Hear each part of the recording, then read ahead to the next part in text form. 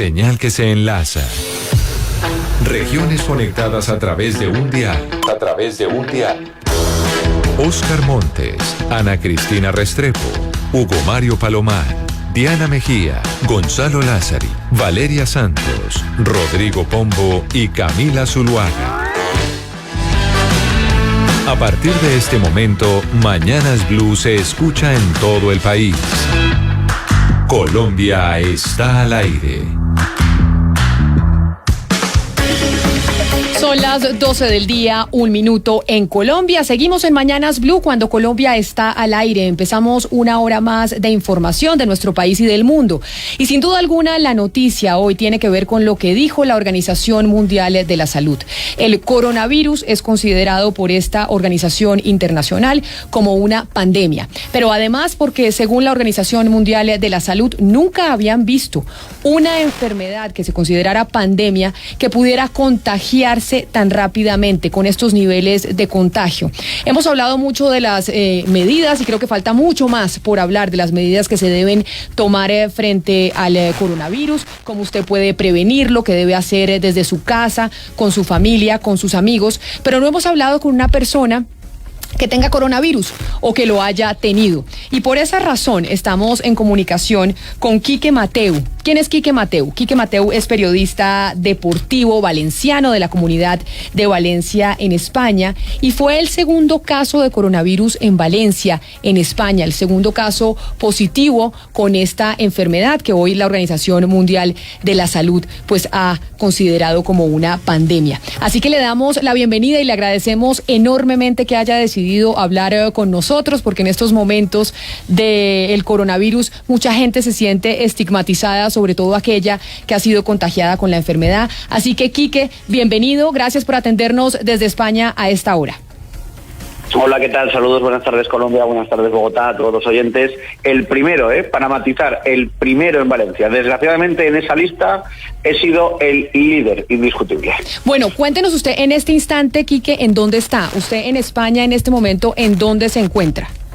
En el hospital. Estoy en el mismo lugar en el que ingresé hace hoy 14 días, hace hoy 2 semanas, cuando vine con síntomas de resfriado a tratar de comprobar que no tenía el coronavirus, y lo que me encontré fue justo lo contrario. Así es que estoy aislado y hospitalizado hace hoy 14 días. Bueno, entonces cuéntenos un poquito cómo fue ese proceso. ¿Usted qué empieza a sentir o qué empezó a sentir para que usted dijera, oiga, de pronto yo estoy contagiado con el coronavirus, voy a ir a la clínica para que me hagan el examen a ver si soy positivo de coronavirus? Bueno, es sencillo. Yo soy periodista deportivo, como muy bien explicabais. Sigo al Valencia Club de Fútbol, que es uno de los clubes más importantes de Europa, en la Liga de Campeones, en la Champions, y la semana anterior jugó en Milán el Atalanta-Valencia de Champions. Yo estuve en ese partido relatando para el medio de comunicación para el que trabajo y regresé a Valencia. Cuando llegó el fin de semana, estamos hablando de 5 días después, pues yo empecé a notar un resfriado diferente al que habitualmente tenemos. Cada cuerpo, cada persona pues conoce un poco cuáles son sus síntomas cuando se resfría, y yo tenía un poco de tos, un poco de malestar general y un poco de fiebre, pero nada que no me impidiera ir a trabajar. Lo que pasa es que al haber estado en Milán y en ese instante ya había explotado de forma pública una gran cantidad de casos en Lombardía, pues yo entendí que lo más responsable era dejar de ir a trabajar, porque lo que sí sabemos del virus es que es muy contagioso, y para evitar contagiar a nadie más, descartar que tuviera coronavirus. Y fui al hospital, pero no para que me dijeran que tenía coronavirus, sino para que me dijeran que estaba resfriado y que me tomara un paracetamol y que me fuera tranquilo a casa. Quique, lo voy a interrumpir ahí en esa parte del relato antes de que siga, porque usted dice, yo me fui para el hospital porque pues sabía que tenía un resfriado, pero sentí cosas distintas a un resfriado normal que me había dado pues en la vida. ¿Qué distinto? ¿Qué sintió usted diferente de este resfriado a otros que hubiera tenido previamente? Porque pues a todos nos ha dado gripa. Muy sencillo. No, es muy sencillo. La tos seca, que yo no tenía nunca, que yo no tengo nunca. La tos, cuando está resfriado, siempre viene acompañada de mucosa, de moco, y en este caso tenía tos seca, una tos que yo no había tenido nunca. Esa es la que me pareció algo diferente, y por eso entendí que algo diferente me podía estar ocurriendo. Pero bueno, yo siempre lo digo, si no hubiera sido porque yo había estado en Milán la semana anterior, yo nunca habría ido al hospital, yo nunca habría dejado de ir a trabajar, nunca habría dejado de hacer vida normal, porque los síntomas mayoritarios del coronavirus no nos impiden hacer vida normal. Lo que ocurre es que al haber estado en Milán, que era el foco más importante en Europa en ese instante de coronavirus, yo creí que lo responsable era comprobar qué es lo que me estaba pasando. Y allí me encontré con la noticia en el hospital. Y usted ya logró descubrir, yo sé que usted se fue para Italia, y Italia pues es uno de los países que ha sufrido más, si no el país que más ha sufrido por cuenta del coronavirus. ¿Ya sabe usted quién lo contagió, o esa información pues todavía no han logrado rastrearla? Usted simplemente por haber estado en Italia sabe que allá fue que se contagió del coronavirus.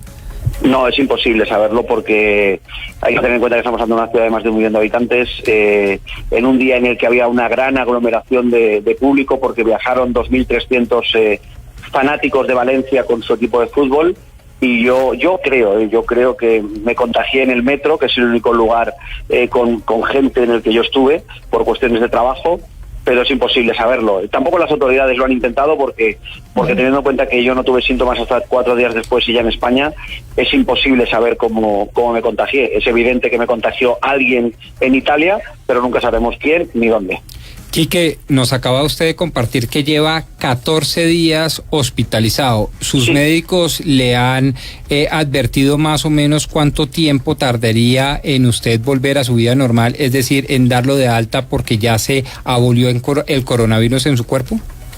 A ver, les explico, porque además es posible que esta información sea interesante para cualquier... Es fundamental, para mirar las estadísticas y cruzarlas es fundamental, sí. Digamos que el organismo es el medicamento. El cuerpo de cada uno de nosotros es el medicamento. Ese es el problema de este virus, que no tiene tratamiento y por lo tanto tiene que generar el propio cuerpo los famosos anticuerpos que eliminen el virus. ¿Qué ocurre? Que cada cuerpo es diferente, cada cuerpo se quita de encima una gripe antes o después, un resfriado antes o después. Hay gente que se resfría mucho, hay gente que se resfría poco, porque depende del sistema inmunitario de cada organismo. Entonces es una lotería, es imposible saber cuando el cuerpo de cada uno elimina el virus, porque es cierto que lo elimina, pero necesita su determinado tiempo. En mi caso, por ejemplo, yo llevo ya contagiado hoy 21 días, 3 semanas exactamente. Me contagié un miércoles de hace 3 semanas, entonces hace hoy 21 días, 14 hospitalizados, 21 días en total. Claro, lo lógico es pensar que yo debería de expulsar el virus dentro de muy poquito. ¿Por qué? Porque yo ya no tengo ningún tipo de síntoma. Han desaparecido todos, y el siguiente paso es que desaparezca el virus. Pero aunque el virus esté ya muy débil en mi cuerpo, porque lógicamente mi organismo le está atacando y ya ha eliminado los síntomas, hasta que no desaparezca al 100%, yo sigo pudiendo contagiar al resto de la sociedad. Por lo tanto, tengo que seguir hospitalizado. Entonces es imposible. Yo creo que es incluso un error intentar esperar un negativo en el test demasiado pronto, porque al final pues cada cuerpo es el que es un termómetro y marca los tiempos para cada persona. Señor Mateo, pero hablemos de esa hospitalización, los cuidados que usted tiene adentro de la clínica. ¿A usted le han tenido que poner oxígeno? ¿Qué tipo de medicamentos tiene? ¿Droga intravenosa o no tiene medicamentos intravenosos? La alimentación ha cambiado. ¿Usted puede salir a un balcón, a una ventana? Cuéntenos un poco de ese, digamos, de ese encierro en el que está. Me has preguntado muchas cosas. Respondo a la última primero. Yo estoy aislado, no puedo recibir visitas. Solo puede visitarme el equipo médico. Por supuesto, las ventanas son precintadas, no se pueden abrir para que yo no tenga contacto con el aire del exterior, que podría transportar, aunque fuera difícil, podría transportar el virus si yo toso o estornudo, con lo cual eso no puede ocurrir. Un aislamiento es un aislamiento. Y luego, respecto a los medicamentos, a ver, yo entiendo que las personas llamadas de riesgo, es decir, con un organismo más débil, a los que el virus les puede atacar a las vías respiratorias de una forma más seria, sí que deban necesitar oxígeno, que es lo único que se puede dar en un hospital. Yo en mi caso no ha ocurrido porque, como les contaba antes, con síntomas de resfriado no necesitas nada. Necesitas, no sé en Colombia si el paracetamol se sabe lo que es, pero es la típica pastilla en la farmacia que compramos todos para poder seguir, Colombia, claro, para seguir trabajando por las mañanas cuando tenemos un poquito de fiebre o estamos un poco resfriados. Es lo mismo que me dan aquí, que son cuidados paliativos, porque solución médica no hay. Entonces, si no estás grave, como es mi caso, no te pueden dar nada. Tampoco te cambian la dieta porque no es un problema digestivo el que tienes, es un problema que afecta a las vías respiratorias. Si los síntomas son leves, solo hay que esperar a que el cuerpo vaya eliminando primero los síntomas y después el virus. Y en todo caso, si hay algún tipo de si la tos se mantiene, si la fiebre se mantiene, pues entonces el paracetamol, que es lo que nos tomaríamos en casa, señor Mateos. Sí. Pero a uno le dicen mucho de los alimentos que tengan vitamina C, por ejemplo, que por eso le pregunto por la alimentación, porque le dicen a uno que reforzar en los alimentos que tengan la vitamina C, y no sé si eso es mucho mito o es realidad. Por eso le pregunto también por la dieta, por si de alguna manera le han puesto este tipo de vitaminas o un tipo de alimentación que digamos pueda reforzar sus defensas. Es una buena pregunta y la respuesta es que tengo exactamente la misma dieta de hospital que tiene cualquier otro enfermo. Tengo una pieza de fruta todos los días, un día es una naranja, otro día es una pera, otro día es una manzana. Es decir, la respuesta sería no tengo un tratamiento en la dieta específico para reforzar determinadas vitaminas.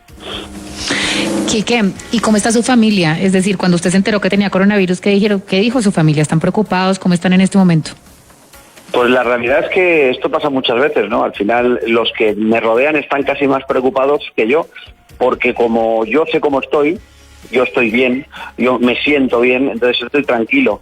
Pero la gente que está afuera, como no lo vive, no conoces directamente cómo estás, pues acaban preocupándose más que uno mismo, ¿no? Preocupándose más que unos hospitales españoles, y estoy mucho más tranquilo que los españoles. Y estoy mucho más tranquilo que los de fuera, que me preguntan constantemente cómo me encuentro, ¿no? Y afortunadamente me encuentro bien. Le pregunto por el punto más crítico de la enfermedad. Entendemos, porque además lo estamos escuchando muy bien, muy alentado, que ya superó, digamos, de buena manera todo lo que tuvo que ver con la enfermedad. Pero ¿cuál fue ese punto crítico, el que usted más fuerte sintió al coronavirus? Yo sinceramente creo que si los síntomas son los de la mayoría de la población, es decir, síntomas leves con organismos normales, lo más difícil de llevar es el hecho del aislamiento. Yo creo que lo más difícil, al menos para mí, no está siendo los síntomas físicos, sino el hecho de psicológicamente ver pasar los días y ver que el virus no desaparece de mi cuerpo. Al final yo llevo ya una semana sin ningún síntoma, 7 días en un hospital en el que el día arranca a las 7:30 de la mañana y termina a las 12 de la noche. Son muchas horas para pensar, son muchas horas en las que prácticamente no puedes hacer nada, y eso un día tras otro se hace complicado. Nos hacen test, o me hacen test en el hospital para buscar el negativo cada 3 días, y siempre con la esperanza de que el virus haya desaparecido de mi cuerpo. Los peores momentos son cuando me comunican los médicos que todavía doy positivo, porque yo físicamente me encuentro muy bien. Entonces es un golpe moral el hecho de no poder salir de aquí. Al final yo creo que psicológicamente hay que estar preparado para asumir que el virus, además de contagioso, que es una evidencia, es resistente. Son muchos días, y como además de resistente es contagioso, obliga a estar o en un hospital o en casa muchos días, y eso hay gente que se le hace muy difícil. Quique, mire, nos dice una oyente, y usted debe, pues como usted está en el hospital, lleva 14 días en el hospital, está contagiado con el coronavirus, me imagino que con todo ese tiempo libre, pues usted alcanza a hablar con los doctores, a conocer de la enfermedad, y pues hay gente, por ejemplo, Carmen Monsalve, que es una oyente que lo está viendo hasta ahora, nos pregunta, ¿a uno le puede dar coronavirus más de una vez en la vida? Es decir, ¿usted se puede mejorar y salir del hospital y volverse a contagiar si está cerca de alguien que tiene coronavirus? A ver, yo esa pregunta la he hecho en el hospital al equipo médico que trabaja conmigo. A eso hay 2 respuestas desde el punto de vista médico. Una, estamos ante un virus desconocido y como tal no sabemos cuáles van a ser sus reacciones posteriores a invadir un cuerpo e incluso salir de él. Y eso evidentemente lo vamos a ir sabiendo con el tiempo. 2, en condiciones normales, los virus normales, virus de este tipo, de esta categoría, aunque no cuando el cuerpo genera los anticuerpos que lo eliminan, es decir, el medicamento, la medicina, cuando eso ocurra quedas automáticamente inmunizado. Y por lo tanto, en teoría, y a falta de que el tiempo lo confirme, en teoría yo no puedo ya coger el coronavirus nunca más, porque mi cuerpo ya ha generado los anticuerpos necesarios, y por supuesto tampoco puedo contagiar a nadie. Entonces, que la teoría es que una vez lo coges, ya no lo puedes coger más. ¿Qué le dicen en el hospital los médicos en España sobre los tapabocas? Porque, por ejemplo, Paula Andrea Jiménez, que nos está escuchando desde Cali, aquí en Colombia, pues ha habido como una escasez de tapabocas. lo que ha pasado en otros países del mundo, porque la gente considera que lo mejor que puede hacer para prevenir la enfermedad es ponerse un tapabocas. ¿Eso es cierto? ¿Qué dicen los médicos sobre esa medida? Los médicos, te voy a decir lo que dicen los médicos y luego te digo lo que pienso yo, ¿vale? Los médicos dicen que a personas que no tienen síntomas, están asintomáticas, no deben llevar mascarillas porque no son necesarias. Y técnicamente es cierto, si tú no tienes síntomas, no tienes el virus, y si lo tienes todavía no está activo y por lo tanto no puedes contagiar a nadie. Lo que yo te contestaría es que yo, cuando llegué al hospital, yo llegué con una mascarilla.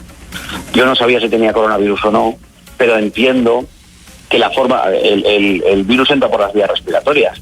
Entonces entiendo que llevar las manos limpias, que es muy importante porque en mi caso, por ejemplo, hay dos opciones de que yo me contagiara. Una, porque alguien tosió o estornudó cerca de mi persona, o porque yo toqué algo que acababa de tocar un infectado, porque eso también es una forma de que eso ocurra, ¿no? Y yo después, claro, te llevas la mano a la cara y este tipo de cosas que hacemos todos, ¿no? Entonces yo sí llevaría una mascarilla, pero por una cuestión de seguridad de los demás, porque si yo estoy contagiado al tener que salir de mi cuerpo el virus para infectar a otra persona, es más difícil, y siempre llevaría las manos con el famoso hidroalcohol, no sé cómo se llamará en Colombia, pero el alcohol es la mejor medida en las manos, porque mata al virus, lo mata de una forma total. Entonces el alcohol es muy bueno. No se puede llevar alcohol encima todo el tiempo, ¿no? Pero intentar tener las manos lo más limpias posibles, porque el jabón, el alcohol matan al virus, y si no lo tienes en las manos, por contacto no se lo puedes dar a nadie. Quique, yo le pregunto desde Panamá, algunas personas están diciendo que los medios de comunicación estamos generando un pánico colectivo sobre este coronavirus. Yo quisiera preguntarle, ¿usted cree que los medios estamos siendo irresponsables en el ámbito de informar sobre este coronavirus, o que la gente no le está poniendo la atención necesaria a esta enfermedad? A ver, yo creo que si hay pánico en la calle, algo no estamos haciendo bien. Básicamente, todos. No.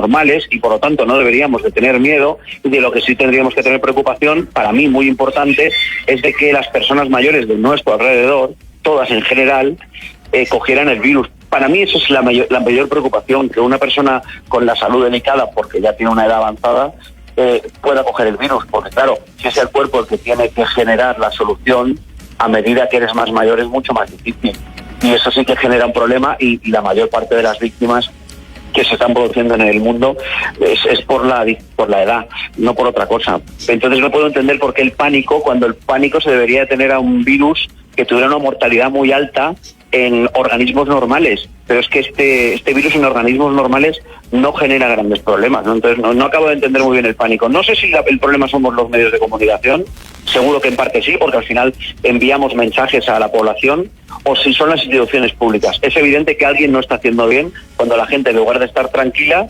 está absolutamente histérica. Claro, pero en el caso de España, Quique, pues claro, también seguramente los medios, pero más las instituciones públicas. Hemos visto noticias de cierre de colegios, universidades en Madrid, en otras ciudades españolas, suspensión de partidos de fútbol, de eventos masivos. ¿Usted cree que se está exagerando o cree que es necesario ese tipo de medidas? Yo creo que han llegado tarde, fíjate lo que te digo, porque han llegado en estas últimas 48 horas, pero el problema en España viene siendo creciente de una forma exponencial desde la semana pasada. Entonces, si la principal problemática del virus es el contagio, ¿qué es lo que hay que evitar? Que la gente se contagie. Si yo estoy a metros de distancia de cualquier ciudadano, no puedo contagiar a nadie ni me puede contagiar a mí, pero en una aglomeración es sencillísimo contagiar al que tienes al lado. Es que eso es lo que hay que intentar evitar. ¿Por qué se suspenden los partidos de fútbol o se juega a puerta cerrada? Para evitar las aglomeraciones. Entonces, eso es una medida lógica y razonable. No es la medida tan drástica que tomaron en Wuhan de cerrar directamente la ciudad, pero el final era el mismo. Es la única forma de evitar aglomeraciones, es cerrar los espectáculos en los que las haya.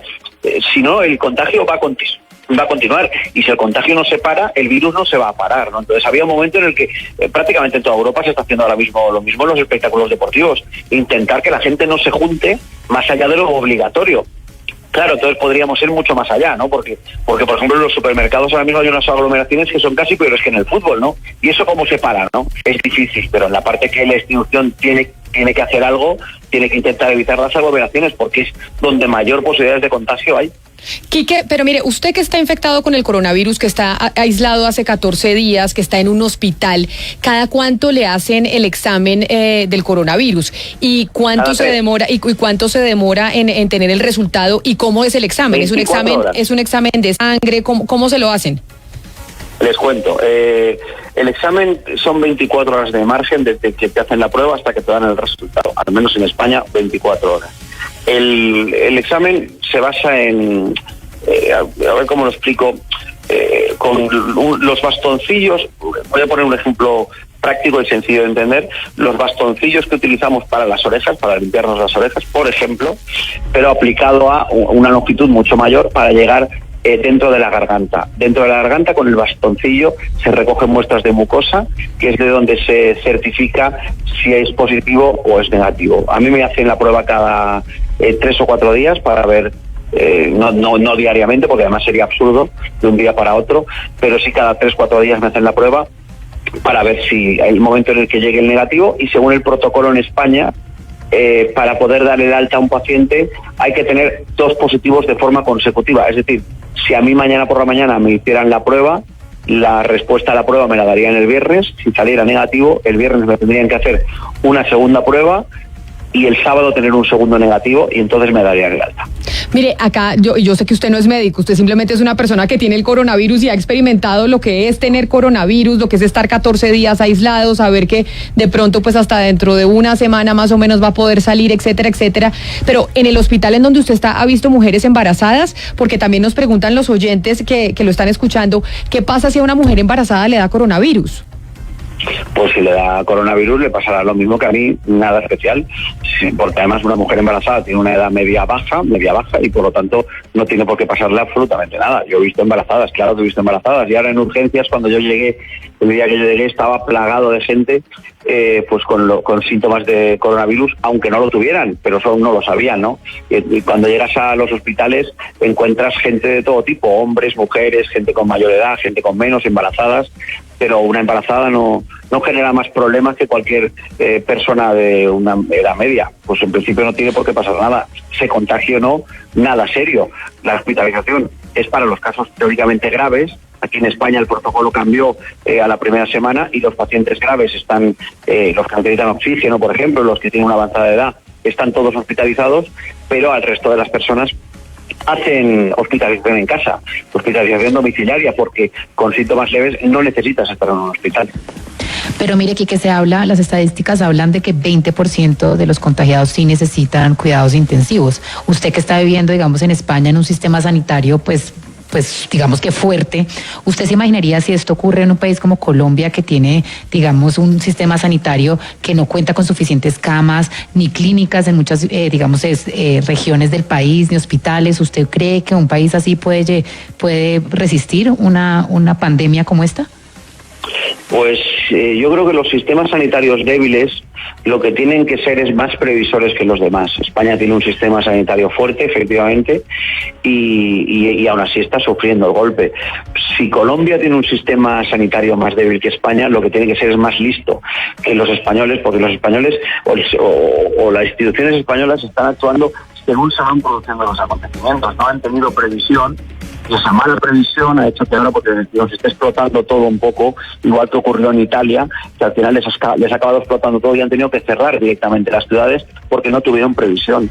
La mejor forma de tener un sistema sanitario que no sea muy fuerte y que sujete la crisis es ser previsor. En cuanto empiezan los casos, tomar decisiones drásticas, porque si se toman decisiones drásticas que perjudican evidentemente a la economía, y es lo que hace que se pare siempre todo, la economía, los países siempre quieren aguantar el tomar decisiones drásticas para no perjudicar a su propia economía, pero acaba siendo más perjudicial esperar a ver qué pasa, ¿no? Porque el esperar a ver qué pasa, ya se sabe lo que pasa, es que los contagios van aumentando de forma exponencial, la gente se junta unos con otros y llega un momento en el que se desborda el sistema. Pues uno tiene un sistema más débil, lo que tiene que ser es más previsor, más rápido y más inteligente, y si tiene que tomar medidas drásticas, las medidas drásticas ya sabemos cuáles todos son.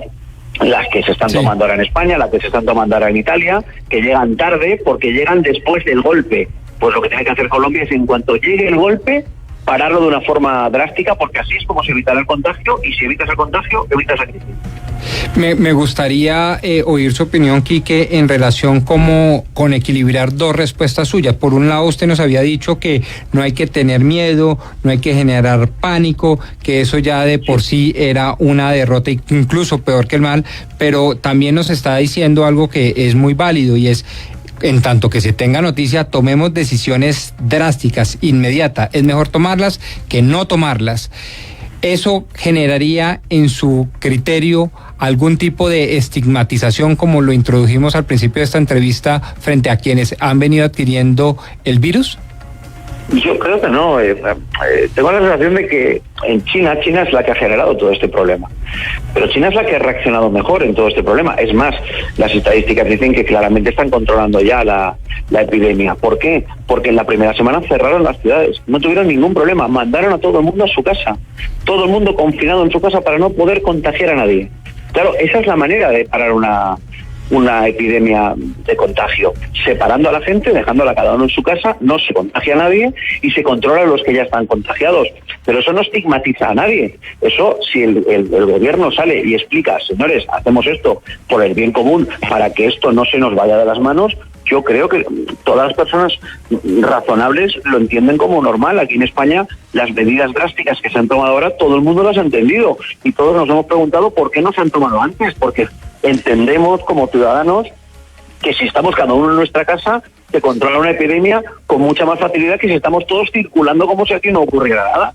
Entonces, los gobiernos tienen la obligación de velar por los ciudadanos, y si tienen que darle malas noticias que duran 14 días, porque al final en España, por ejemplo, se han paralizado, por ejemplo, universidades y colegios en Madrid durante 2 semanas. ¿Por qué? Porque es el tiempo en el que es la famosa cuarentena. Entonces, 14 días lo soportamos cualquiera en casa, incluso cualquier gobierno. Entonces, para mí no es un problema contarle la verdad a la gente.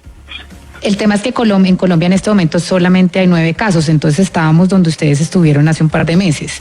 El problema es que hay muchas personas en Colombia que están diciendo: no, pero si en este momento todavía no es grave en Colombia, ¿cómo me van a mí a meter en la casa y a confinar? Porque nosotros somos una democracia y no le podemos exigir a las personas que no salgan de su casa, y en China fue más fácil porque es un gobierno pues más dictatorial.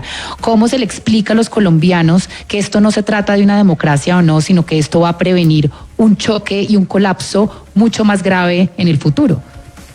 Yo creo que es sencillo. Es que en Italia, es el foco más grande en Europa ahora mismo con diferencia, hubo un momento en el que eran 9. En España hubo un momento en el que eran 9. Ahora ya hoy miércoles son ya 2000. Entonces hay un punto en el que, no con 9, evidentemente, con 9 no hay que tomar una decisión drástica, pero hay un punto en el que ya ves venir la epidemia. Y tienes que tomar una decisión. Y no es con 9 casos, pero a lo mejor es con 29 casos, con 39 casos. No esperar a ver si los casos paran, porque el problema es que los casos no van a parar, porque no paran solos.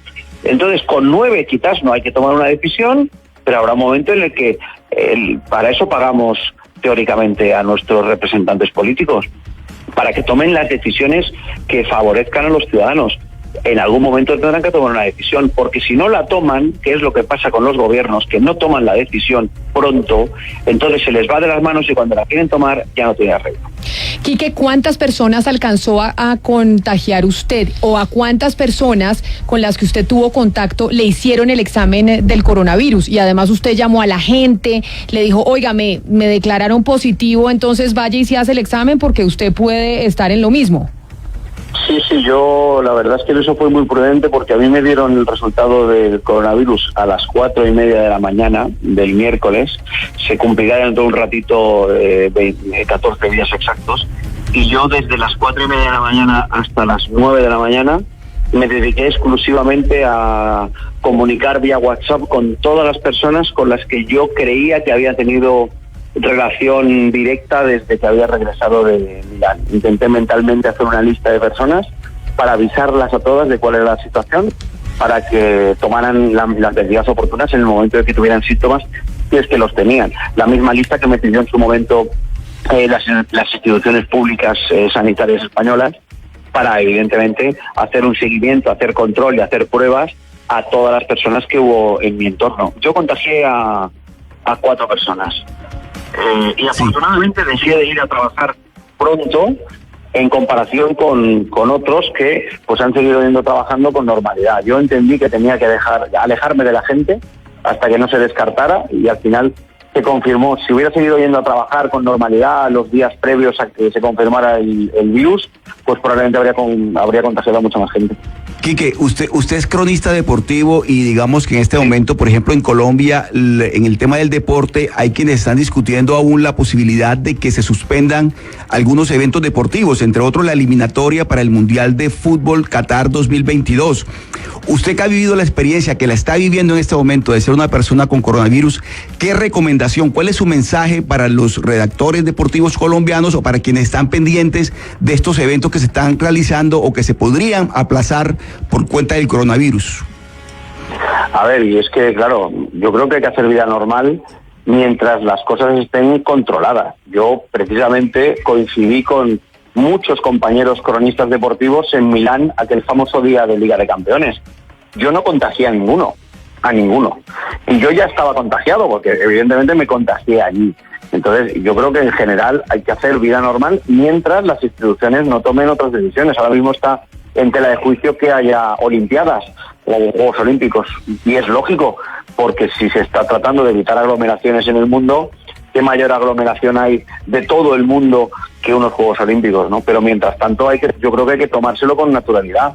Es decir, no somos nosotros somos responsables de tener una higiene que parece una tontería, pero no lo es, porque si tenemos las manos limpias no podemos contagiar a nadie, y si llevamos mascarilla no podemos contagiar a nadie. Entonces, eso es responsabilidad de cada uno de nosotros, de cada uno de los ciudadanos, de forma individual.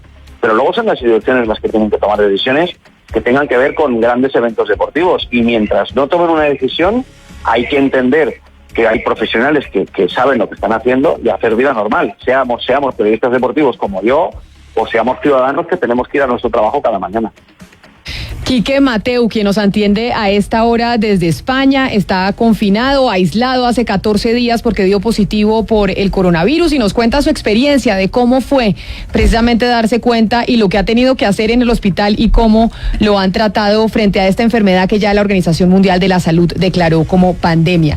Quique Mateu, periodista deportivo valenciano. Quique, mil gracias por habernos atendido. Esperamos que por lo menos lo hayamos entretenido un ratico con esta entrevista, ya que lleva 14 días pues solo por cuenta de estar contagiado con el coronavirus.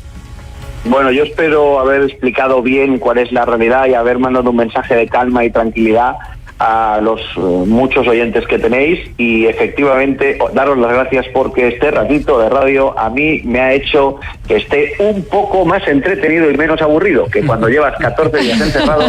Eso es maravilloso. Pero entonces usted lo que nos deja es una gran enseñanza, que si nos da el virus lo que tenemos que aprender es a estar aislados, a saber que podemos leer libros, escribir, estar viendo películas. ¿Usted a qué se ha dedicado principalmente?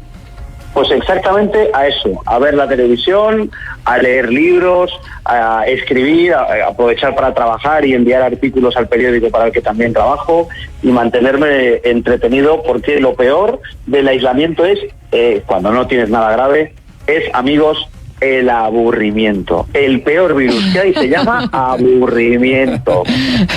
Claro que sí, pero además ayer quedó aburrido usted porque le eliminaron a su equipo, ¿no? Usted dice que sigue al Valencia constantemente y le eliminaron al Valencia de la Champions.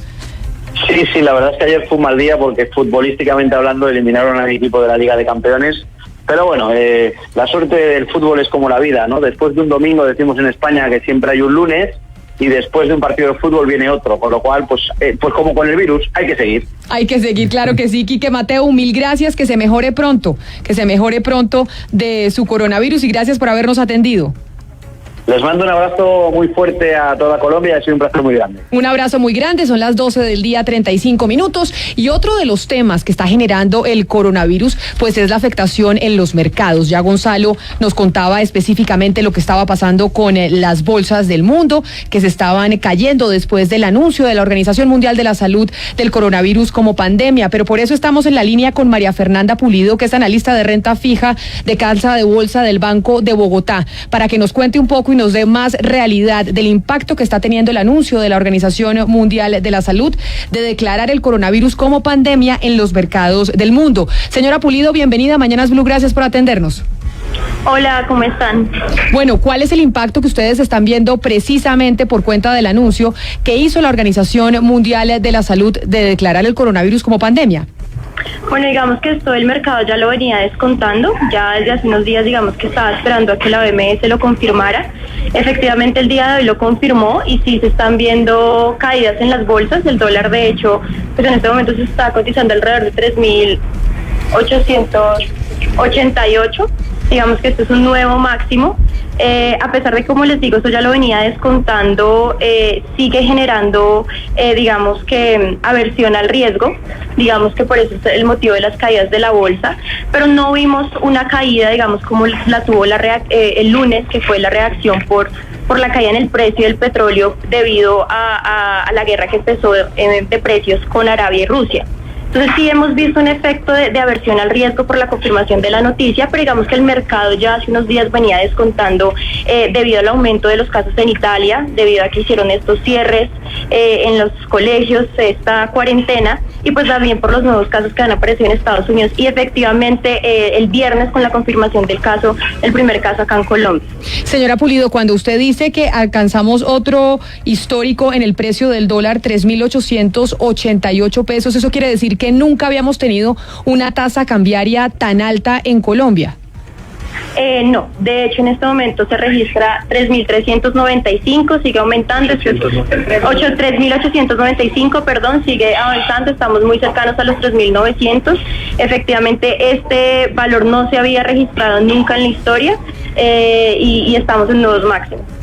Pues señora María Fernanda Pulido, mil gracias por habernos atendido. El impacto de el coronavirus en los mercados. Ya está el dólar en 3.895 y evidentemente esto pasa porque empieza la gente a refugiarse en el dólar, que al final es la moneda que genera más confianza en los mercados. La gente confía en el dólar, le parece que es la moneda más sólida y por eso después del anuncio de la Organización Mundial de la Salud, Pombo, el dólar sigue subiendo. El dólar sigue subiendo y Gonzalo Lázari traía otro dato que me parece bien interesante porque Colombia, gústenos o no, sigue siendo un país minero. El oro y los metales siguen subiendo.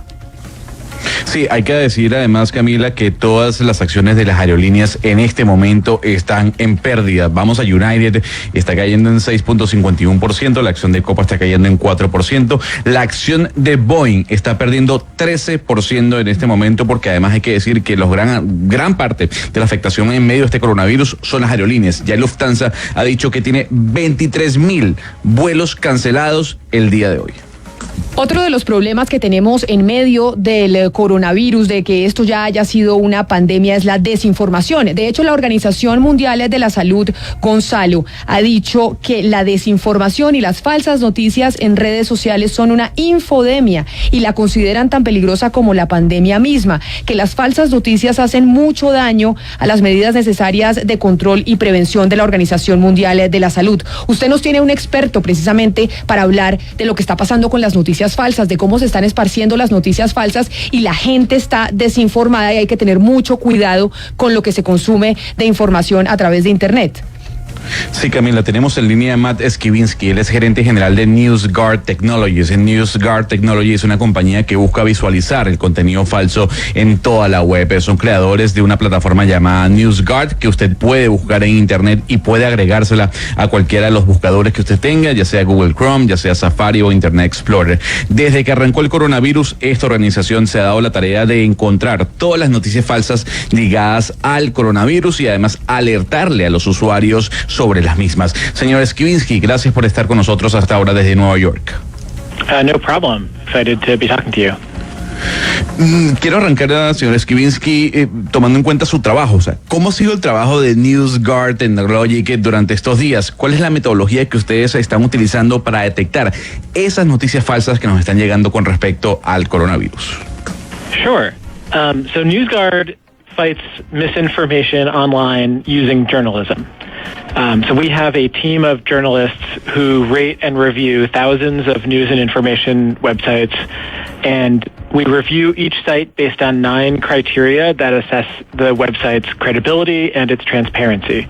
So, for example, we look at whether a site regularly publishes false content, whether they correct errors when they make those errors, whether they reveal who owns the site and who finances the site, and things of that nature. ¿Qué nos dijo el señor Sebastián sobre lo que están viendo y cómo están haciendo para encontrar esas noticias falsas sobre el coronavirus que están pues llenando internet? Sí, Camila, respecto a la metodología que le preguntaba Gonzalo, dice, ellos básicamente encuentran noticias falsas, desinformación en internet, pues haciendo periodismo. Dice que tienen un gran equipo de periodistas pues al servicio de esto, que todos los días, Camila, revisan y leen miles de noticias y ahí como que van encontrando todo esto. Revisan, dice, todos los días portales y evalúan, dice que hay como nuevos criterios que ellos tienen de credibilidad y transparencia para detectar esta desinformación. Entonces, por ejemplo, revisan un sitio que publique regularmente cosas falsas, miran dónde están este tipo de errores, cómo se cometieron y digamos, básicamente a eso se dedican. Quiero darle una información a los oyentes de Blue Radio porque iniciamos una campaña que es con el hashtag Blue Verifica. Si usted encuentra una información en internet, en redes sociales sobre el coronavirus y no sabe si es cierta o no, usted nos la pone en redes sociales, en Facebook, en Twitter o en Instagram con el hashtag Blue Verifica y los periodistas de Blue Radio le ayudarán a verificar si esa información es real o no. Noticias sobre el coronavirus, porque hay mucha desinformación que está rondando en internet que tiene que ver con la enfermedad y por eso permítame preguntarle, señor Skibinsky, y es ¿cuál es el impacto que tiene en cuanto a vistas y en cuanto a clics las noticias falsas dentro de internet? Es decir, ¿la gente le da más clic a una noticia falsa sobre el coronavirus o sobre cualquier cosa que a una noticia verdadera? When we look at, particularly right now, when we look at misinformation around the coronavirus, for example, we find that news sources that we've rated as red-rated sites, meaning they are not reliable, have a large number of engagements on social media across Facebook, Twitter, etc. So when we look at, for example, all of the sites we've identified as publishing coronavirus misinformation, those sites combined have gotten about 52 million engagements on social media over the past 90 days. Whereas when you look at organizations that are very credible on this topic, like the World Health Organization or the CDC, their engagements are closer to 300,000. And so it's really vastly different in scale. Obviously, there are plenty of quality news sources that also get engagement, but from our standpoint, what we care about is we see the amount of engagement with misinformation online being alarmingly high and being a really serious problem, especially when it comes to topics like health. Pues Camila, fíjese, dice que, por ejemplo, la desinformación que hay alrededor del coronavirus, pues encontraron que las fuentes que han mirado y que ellos califican como sitios, les ponen el rótulo, Camila, de calificación roja, que significa que son sitios no confiables y tienen una gran capacidad de interacciones en redes sociales, habla de Twitter, habla de Facebook, y cuando se repasa la desinformación del coronavirus en estas páginas, todas combinadas detectaron que hay más de 52 millones de interacciones en redes sociales en los últimos 90 días de estas páginas. Y por el otro lado, cuando se mira sitios creíbles, Camila, como la OMC, y habla de otros sitios, pues esas interacciones apenas son de 300.000. La diferencia es enorme. Y pues ahí, si bien hay muchas fuentes nuevas de calidad que se pueden consultar, pues sí, es realmente alarmante la cantidad de información errónea, falsa, y dice que es muy grave tratándose de un tema pues de salud, Camila. Increíble esas cifras, ¿no? Pero bueno, señor Skibinsky, yo quiero preguntarle cuál es el país en el que se están generando más noticias falsas.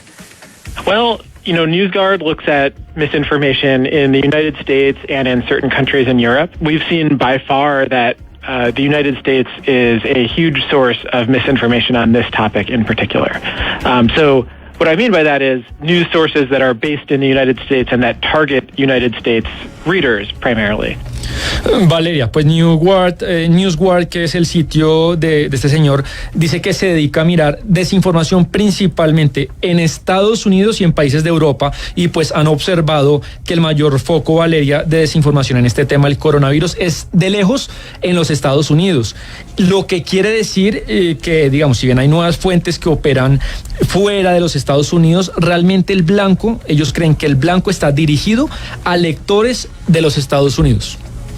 Estamos conversando con Matt Skibinsky, gerente general de NewsGuard Technologies. Ustedes pueden buscar en Google NewsGuard, así como suena y con D al final, para que ustedes puedan ver toda la información que ellos tienen acerca de cuáles son las páginas web que generan contenido falso y así aplicarlo a sus buscadores de internet. Señor Skibinsky, en medio de la coyuntura, yo le pregunto, ¿cuál es el propósito entonces de crear una noticia falsa? O sea, ¿a quién está dirigida y por qué lo hacen en medio de esta coyuntura?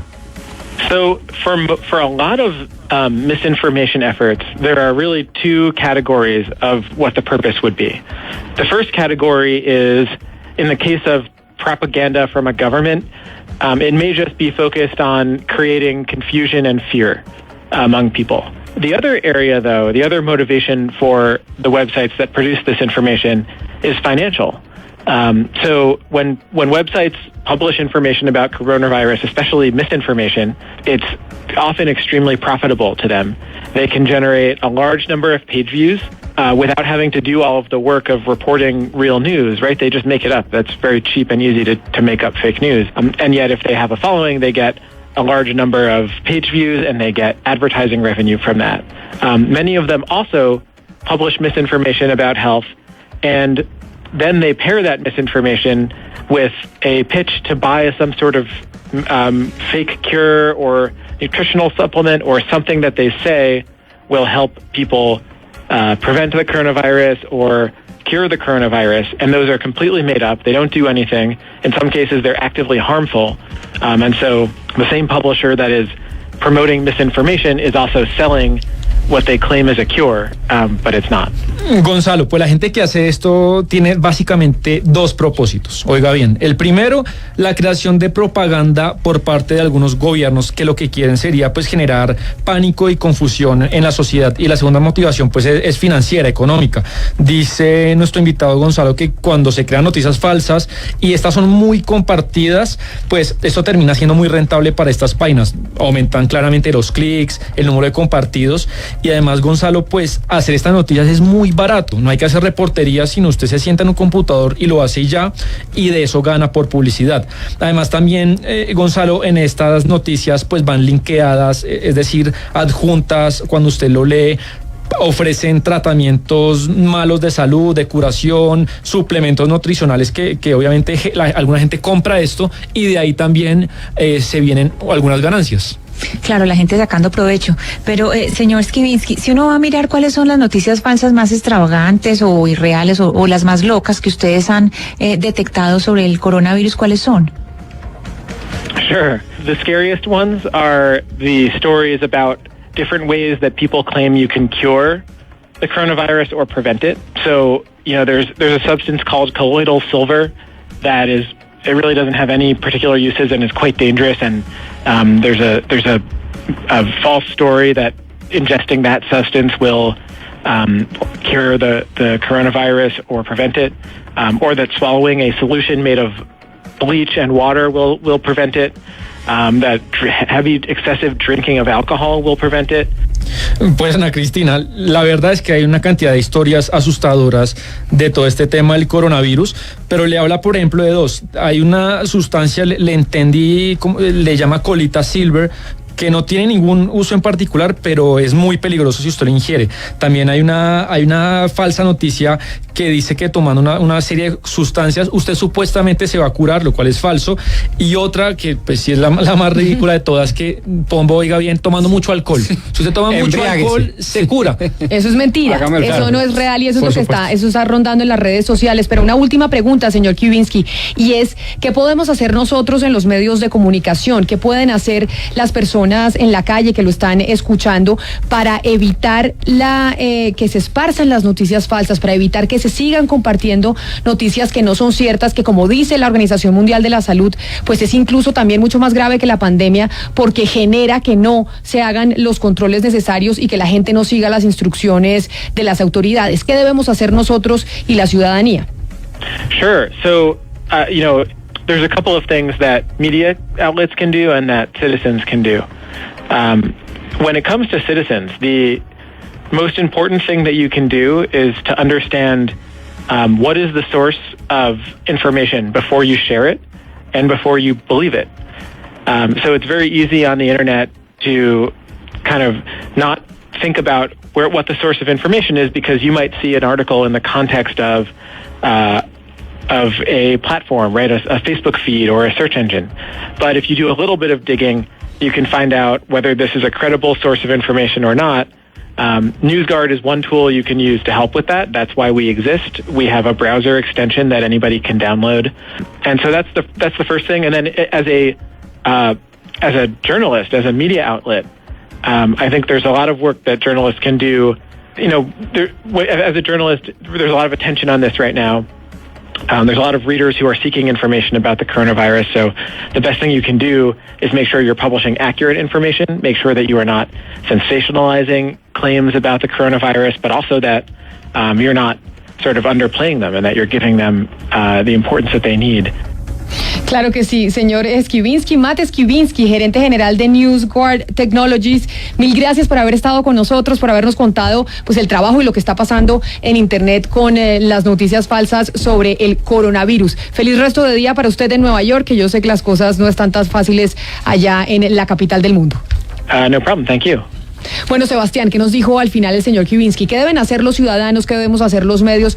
También para evitar que se sigan propagando las noticias falsas sobre el coronavirus. Camila, pues Skibinsky nos da básicamente a ciudadanos y periodistas dos consejos. El primero es entender pues cuál es la fuente de donde viene algo, de donde viene la información, antes de compartirlo, antes de creer en ello, ver bien de dónde viene. Dice en Internet, es muy fácil no detectar de dónde viene una información, porque usted primero, por ejemplo, puede ver una información en el muro de Facebook de algún amigo, en un buscador, por eso averiguar antes de compartirlo esto de dónde previene. Además dice, pues se echa una cuña que NewsGuard es precisamente una herramienta que la gente puede usar para esto, para eso existen ellos, y tiene una extensión de su navegador que cualquier persona puede descargar.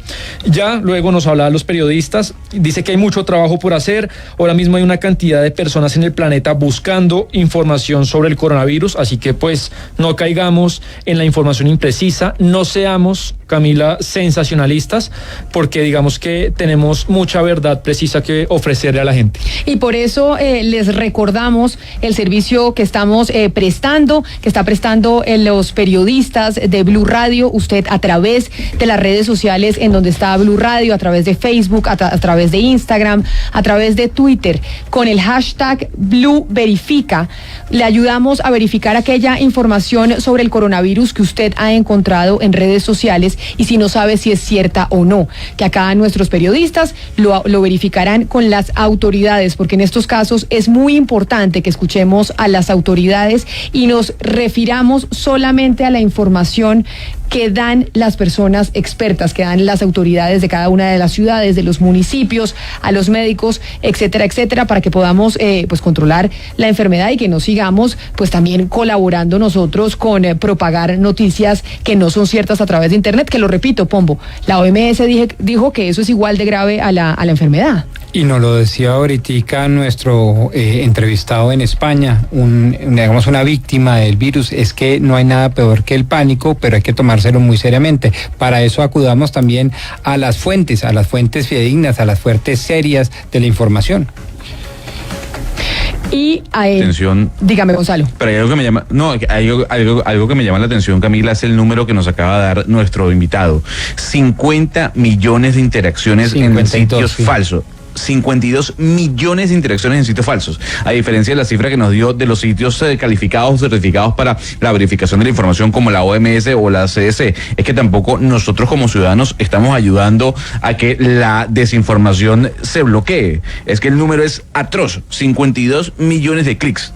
Pues estoy asombrado. Hagamos la proporción rápida para los oyentes. Más o menos por cada 110 personas que ven información falsa, 1 ve una información fidedigna y sana. Por eso, terrible. Pues y además aquí ya tenemos en la página de Blue Radio con el hashtag de Blue Verifica y nos está preguntando una oyente a través de Facebook si la aguapanela con limón cura. No, eso no es cierto. No. El trago no cura, el vodka no cura. Ya tenemos esa información, Hugo Mario, en la página de internet. Acabamos de escuchar media hora una persona que lleva 14 días en el hospital porque tiene coronavirus. Y lo que pasa cuando usted tiene coronavirus, tiene que ir al médico. Primero, si tiene tos seca, si tiene algún síntoma de gripa, tiene que, pues, quedarse en su casa, no estar en contacto con absolutamente nadie.